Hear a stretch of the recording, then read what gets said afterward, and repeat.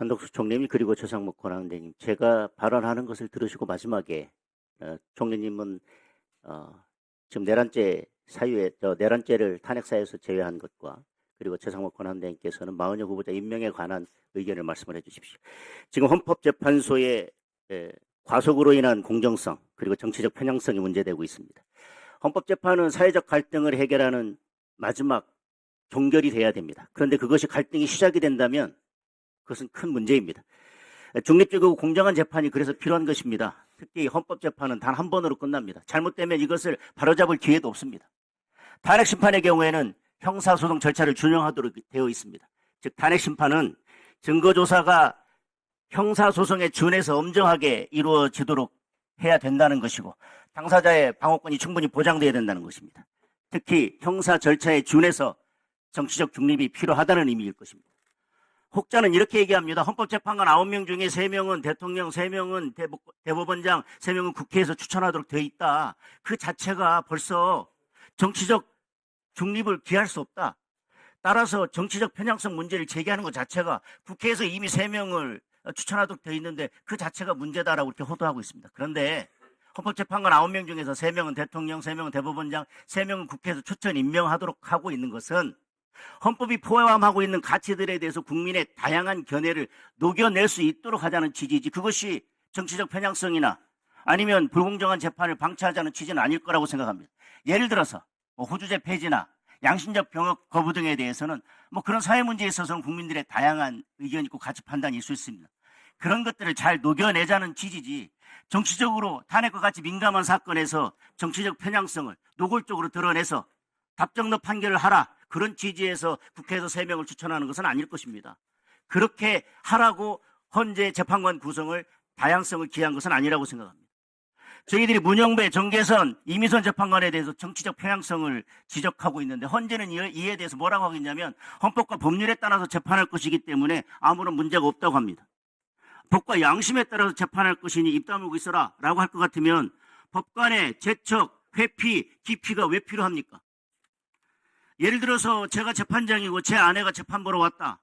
그렇다면 이것은 당연히 법률상 제척 사유입니다. 제가 재판할 수 없습니다. 재판에서 빠져야 됩니다. 재판한다면 무효입니다. 그런데 저는 법과 양심에 따라서 재판할 거니까 아무 문제 없습니다라고 한다고 그게 공정한 재판으로 인식이 되겠습니까?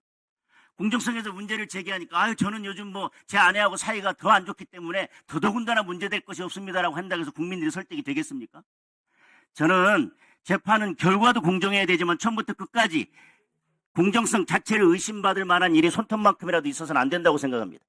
공정성을 의심받을 만한 일이 있으면 결과가 아무리 공정하다고 떠들어도 새로운 갈등과 분쟁이 시작될 뿐입니다. 그래서 법관의 제척, 기피, 회피 제도가 있는 겁니다. 재판관이 헌법과 법률에 따라서 공정하게 재판할 것이라는 선의에 기대서 모든 것을 처리한다면 제척, 기피, 회피 제도는 전혀 필요 없죠. 가장 큰 문제는 헌법재판소가 헌법과 법률에 따라서 중립적이고 공정하게 재판을 할 것이라고 믿는 국민들이 그렇게 많지 않다는 데 있습니다. 헌법재판소가 그동안 보여준 정치적 편향성에 비춰보면 공정성을 의심받을 만한 사정이 없어도 재판 결과에 대해서 신뢰를 얻기 어려운데 재판과 관련해서 정치적 편향성 시비가 있고 절차와 관련돼서 공정성 시비가 있다면 탄핵 심판에서 어떤 결정을 하더라도 커다란 사회적 갈등의 시작이 될 것입니다. 특히 탄핵 심판 절차의 특성 때문에 위헌법률 심판과 같은 헌법재판과 탄핵 심판은 각각 다른 기관에서 심판하도록 하는 나라들도 있습니다. 형사 절차가 준용되는 탄핵 심판은 정치적 중립이 생명입니다. 그러면 지금부터는 헌법재판소가 어떤 지점에서 공정성과 정치적 중립성을 의심받고 있는지 살펴보겠습니다. 대통령에 대한 탄핵 심판, 다른 탄핵 심판과 달리 매우 이례적으로 변론기일을 일괄 지정했습니다. 그리고 5차 변론기일에서부터는 증인신문 시간을 90분으로 제한하고 윤 대통령은 직접 신문을 금지한다고 했습니다. 이건 방어권의 심각한 침해입니다. 그리고 윤 대통령 탄핵 심판 사유 중에서 내란죄 부분 철회했습니다. 이것은 헌법재판소 준비기일에서 탄핵 심판의 쟁점을 내란죄 부분을 뺀 4개로 정리하니까 내란죄 빼고 가도 되지 않겠냐라고 하는 가이드라인이 됐고 당연히 소추 대리인단 측에서는 빼겠습니다라고 얘기했습니다. 그리고 이것이 경험이 돼서 이번에 총리에 대한 탄핵 사유 중에서도 내란죄 부분은 빼겠다고 한 겁니다. 헌법재판소가 계속 가이드라인을 주고 있는 거 아니겠습니까? 그리고 윤 대통령에 대한 탄핵 심판에서 증거 신청 예단을 가지고 계속 기각하고 있습니다.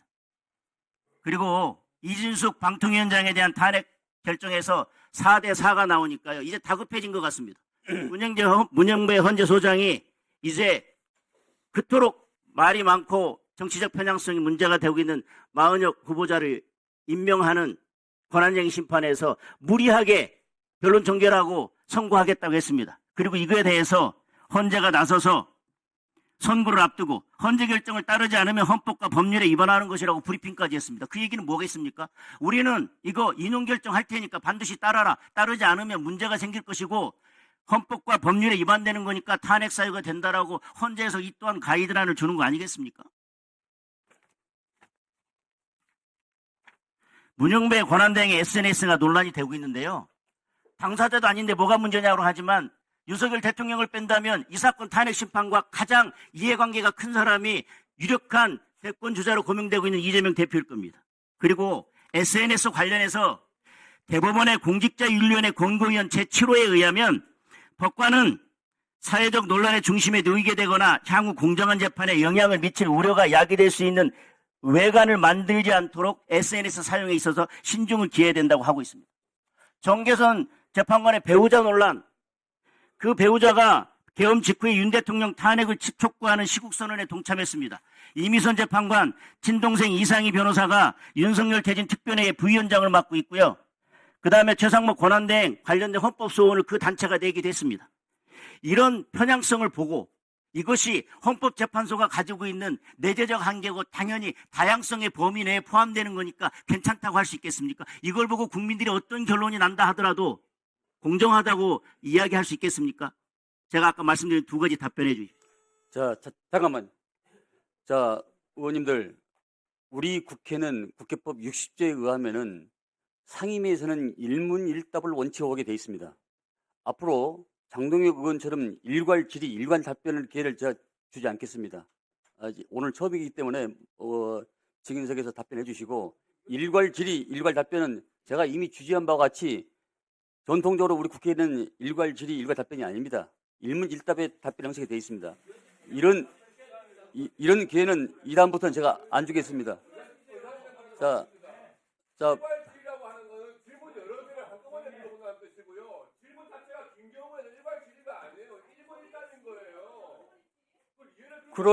그러면 제가 7분 지났으니까 답변 기회를 안 줘도 되겠나요? 그 말씀 아니에요?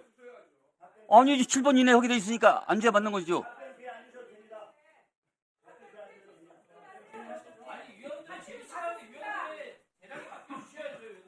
아니, 일문일답의 질의 형식이 돼 있고 내가 이미 고지를 했잖아요. 모르면은 실천을 해야죠.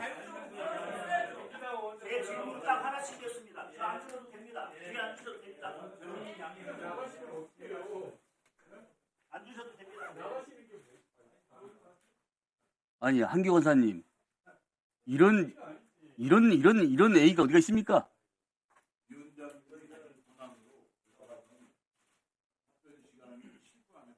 아니, 이렇게 일괄 질의를 한 적이 있습니까? 아니, 제가 드린다고 했잖아요. 드린다고 했는데 이런 식으로 이 다음에 여야를 불문하고 일괄 질의, 일괄 답변은 안 된다. 이렇게 말씀하기 그게 국회법에 위배되는 얘기입니까? 그건 상식과 상대 아닙니까? 에이, 그러시면 안 되죠.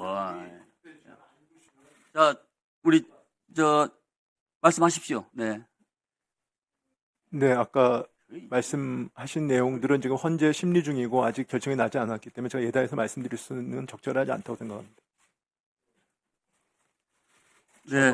저도 대행님과 예. 유사한 답변을 드려야 할 것 같은데요. 다만 두 가지만 말씀드리겠습니다. 정말 우리나라의 헌법재판소의 판결은 헌법에 대한 모든 법률의 위반 여부, 그리고 중요한 국정을 하고 있는 사람들에 대한 그 탄핵, 이런 것들을 하기 때문에 정말 공정하고 절차적 정당성, 그리고 상식에 맞아야 된다 하는 얘기고요. 그렇기 때문에 그러한 것을 보장하기 위해서 권한대행이 과연 헌법재판관을 임명할 수 있느냐라는 논쟁서부터 시작해서 헌법재판관에 대한 민주적 정당성을 어떻게 확보할 거냐? 왜 우리나라 헌법에는 대통령이 임명한다는 그러한 조항이 있는 것인가?